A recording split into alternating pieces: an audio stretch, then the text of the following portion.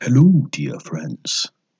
Tonight I'm delighted to read verbatim this very apropos commentary by a certain John-Clark Levin from the University of Cambridge. There's an easy solution for replacing handshakes forever.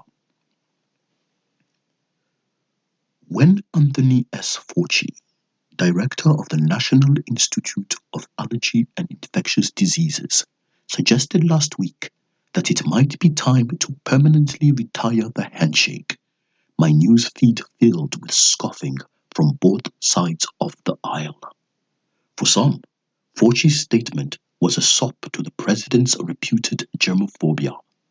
For others, it was deep state prissiness running roughshod over common sense.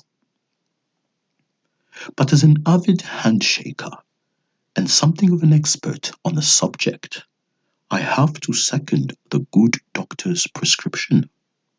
No, my expertise doesn't come from a lab or an academic degree. Rather, it was certified by Guinness World Records after a friend and I in 2009 set the record, subsequently broken, for longest continuous handshake to raise money for cancer research. How long, you ask? 15 hours, 15 minutes, and 15 seconds. Hundreds of thousands of shakes. The secret? Take turns every half hour, with one person doing the pumping and the other person's limp hand just going along for the ride. Imagine the longest awkward handshake of your life and multiply it by about 3,600. The stunt was admittedly frivolous, but it forced me to study this practice inside and out and left me hyper-attuned to the subtleties of the shake. The most obvious is cleanliness. Since my marathon handshake, I have found myself noticing how often proffered hands were sticky or unaccountably damp. I still shook hands, since I appreciate the ritual's social value, but shaking hands seemed increasingly paradoxical. If you wouldn't take a handful of a grimy toilet seat, why press palms with a stranger who might have done just that? It's difficult to make a good first impression when staring such unsanitary thoughts. But a deeper issue is the social anxiety fostered by handshaking, particularly for men. Boys are still taught that men judge others by the quality of their handshake. Firm, but not too firm. Substantial, but not lingering. Eye contact, but not creepy. Unsure that they have a properly manly shake, some overcompensate, engaging in a bizarre display of primatological dominance, the sort of aggressive squeezing and yanking that President Trump inflicts on other world leaders. Although most guys don't act that way, I realized that for many, this dynamic adds a layer of mutual apprehensions to greetings that ought to suggest openness and respect. And the overtones of physical competition can make the ritual unwelcoming to women.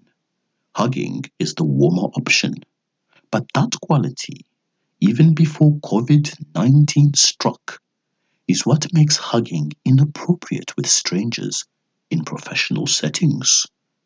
Yet, what's the alternative? Elbow bumps, foot taps, and air high fives have become popular during the pandemic, but they're too obviously just temporary workarounds. Howie Mandel is famously an evangelist for the fist bump, but is too casual for funerals or other formal occasions. Perhaps we should follow Israeli Prime Minister Benjamin Netanyahu's recommendation last month that handshakes be replaced by the Namaste gesture. Pressing one's palms and fingers together vertically while bowing slightly, conveys something much closer to what we actually want a universal greeting to accomplish. In its original Hindu form, it expresses, "I bow to the divine in you."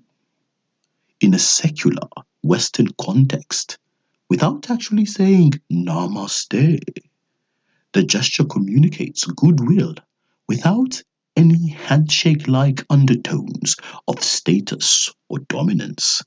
It signals purpose and self-mastery. No need to worry that anyone is judging the quality of the execution. And instead of echoing medieval warrior culture as the handshake does, the Namaste gesture evokes the reverence of Christian prayer. To be clear, I'm not shake-phobic. I truly enjoyed a heartfelt handshake before social distancing intervened. But the value wasn't in the physical grabbing of flesh. It was in the friendliness that the ritual communicates in the context of American customs. Among the many things we'll reassess in the wake of COVID-19, why not consider whether the Namaste can permanently do that job better? I don't expect that this greeting, already popular among the graying hippies in my California hometown, will instantly win over my relatives in conservative Indiana. But its wordless suggestion of warmth and sincerity might win out eventually. A certain immunologist could do the country a favor by trying the Namaste at the next White House coronavirus briefing.